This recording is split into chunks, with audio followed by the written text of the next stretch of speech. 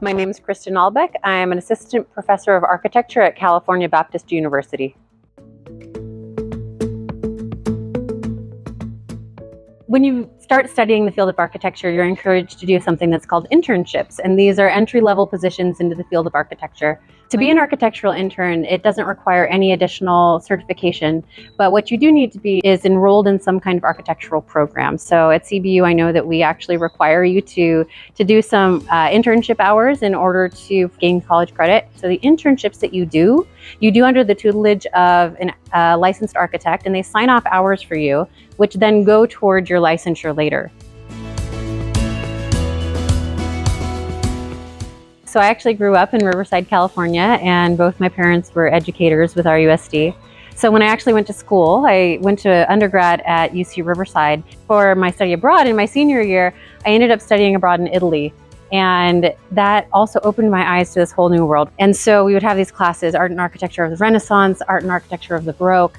And we would have class 2 days a week where we were in the classroom. And then we would actually go on site and we would be able to see these things in person. And there was this connection for me that made history real, that made people real. As the world progresses, as people grow and change, as we learn new things, architecture changes and grows with us.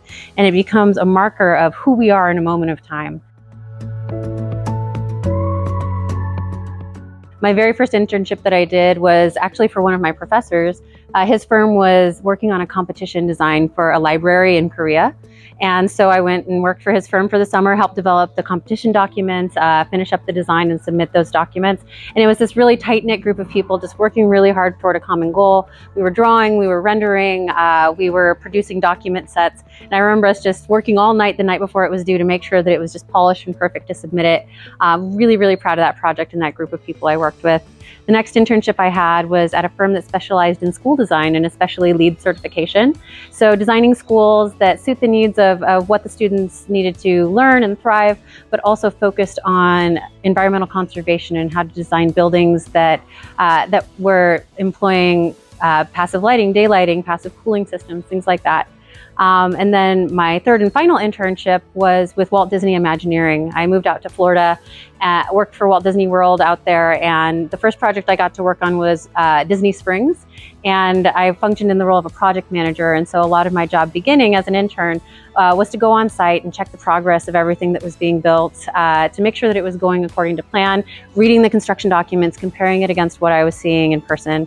I also helped with decisions regarding cost analysis. So if we're going to make a change and it costs this much amount of money, are we going to be able to make that change or not? It was scope, schedule, and budget, right? So scope, are we building what we say we're going to build? Schedule, are we on time? And then budget, are we meeting the requirements for what we actually plan to spend?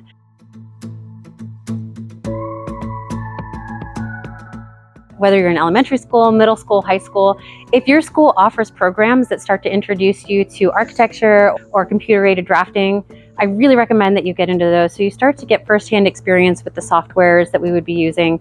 It gives you a leg up once you get into school and you're ready to just take off. The most important thing that I want to encourage for students is a spirit of curiosity. Architecture is a field that requires a lot of passion. And so we want to see that you are interested in solving problems and that you are excited about the process of uncovering solutions, and that you're energetic, you're curious, you're optimistic about that process, and that you actually enjoy doing research and digging down to find those answers, and that you're self-motivated to do that.